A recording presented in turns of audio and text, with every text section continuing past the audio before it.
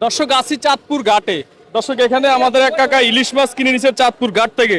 কাকা কি অবস্থা, কেমন আছেন? আলহামদুলিল্লাহ ভালো আছে। ইলিশ মাছ বলতেছেন পচা পড়ে গেছে, কারণ কি? যে পচা পড়ে গেছে, এই যে হাফ দেয় নিচে হামদায় দিয়ে দেয়, আচ্ছা নিচে ঢুকাই দিয়ে দেয়। এই যে আমরা গরিব মানুষ মানে দেন না।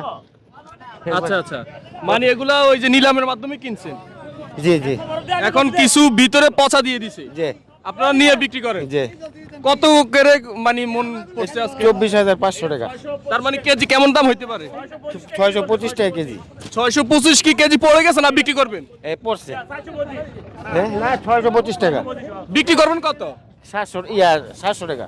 বিক্রি করবে 700 টাকা। আমরা যদি দেখাই 5টা 6টায় 1 কেজি হবে মানে নাকি 6টায় কেজি হবে, বিক্রি করবেন কত? 700, বিক্রি করবে 700 টাকা। দর্শক আছি চাঁদপুর ঘাটে।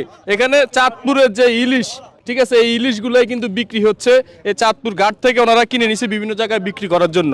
দর্শক আপনারা যারা যারা চাঁদপুর ঘাট থেকে ইলিশ মাছ নিতে চাচ্ছেন তারা সরাসরি এসে নিলে ভালো হবে।